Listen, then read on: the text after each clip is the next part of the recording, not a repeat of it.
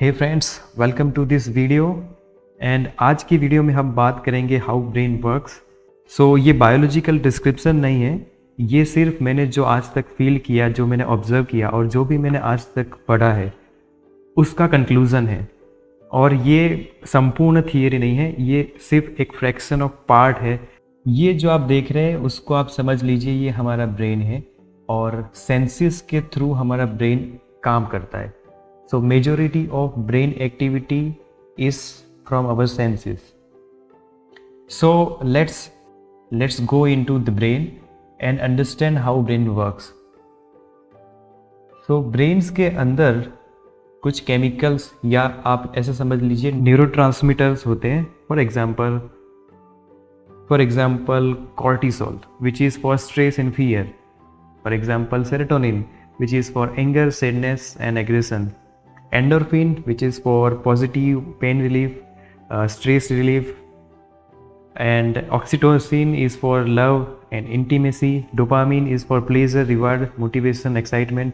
So ये सारे brain chemicals होते हैं और बहुत सारे अलग अलग केमिकल्स जो है वो हमारे ब्रेन का एक फीलिंग स्टेट है वो स्ट्रक्चर करते हैं। अब ये सारे जो ब्रेन के केमिकल्स हैं उन केमिकल्स को कंट्रोल कौन करता है? तो उन केमिकल्स का सबसे मेजर पार्ट, कंट्रोलेबल पार्ट होता है थ्रू आवर सेंसेस। सो इन केमिकल्स को सबसे मेजर कंट्रोल करता है सेंसेस। सो जैसा हम देखते हैं, जैसा हम फील करते हैं, जैसा हम सुनते हैं, उस हिसाब से ये ब्रेन के जो केमिकल्स हैं वो केमिकल्स ऊपर नीचे प्लस माइनस होते रहते हैं, या फिर ऐसा कह लीजिए कि वो ट्रिगर होते रहते हैं, राइट। अब ये जो जितने भी ब्रेन के केमिकल्स हैं उन केमिकल्स से ही हमारा स्टेट ऑफ माइंड बनता है। तो अगर हम बहुत ही ज़्यादा स्ट्रेसफुल फील कर रहे हैं तो there is a possibility that cortisol is high in our brain.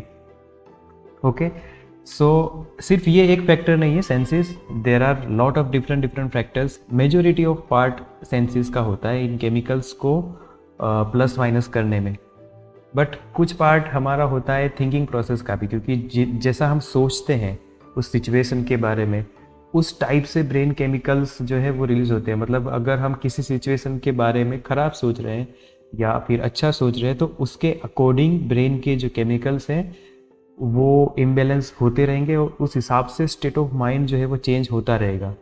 Okay, so state of mind या फिर ऐसा कह लीजिए ब्रेन के जो केमिकल्स है उसको कंट्रोल करते हैं सेंसेस, एंड सेकेंड आ जाता है हमारी थिंकिंग प्रोसेस।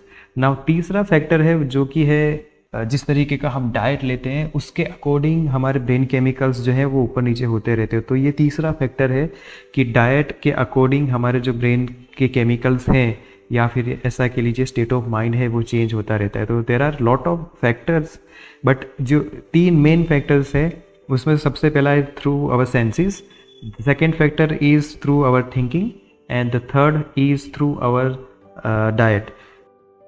So अब यहाँ तक तो हमें समझ में आ रहा है, बट यहाँ पे एक मेजर इश्यू क्या है कि जो हमारा स्टेट ऑफ माइंड है उसका कंट्रोल हो रहा है आउटर एनवायरनमेंट, मतलब कि senses, and the second is our thinking process.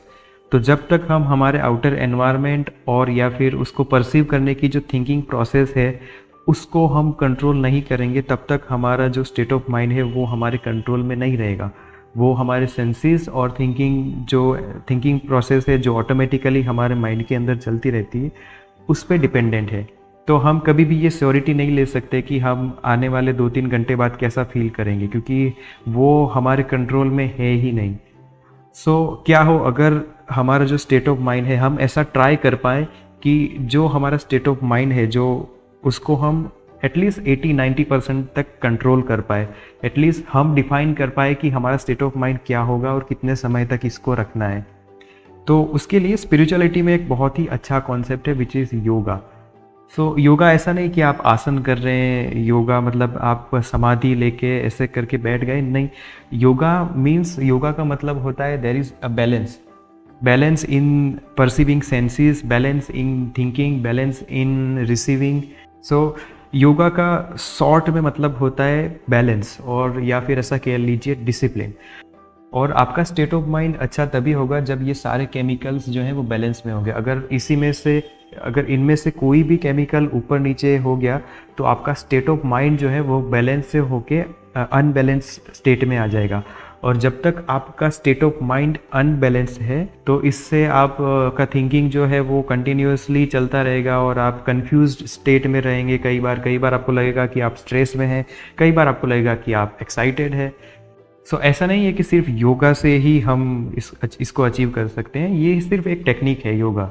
ऐसे बहुत सारे टेक्निक्स है जिससे हम स्टेट ऑफ माइंड को कंट्रोल कर सकते हैं। So for example meditation, affirmation, visualisation, और जो हम सेंसेस को कंट्रोल करते हैं, ये सारी जो टेक्निक्स हैं वो अल्टीमेटली बनाई गई है ताकि हमारा जो स्टेट ऑफ माइंड है वो बैलेंस्ड रहे।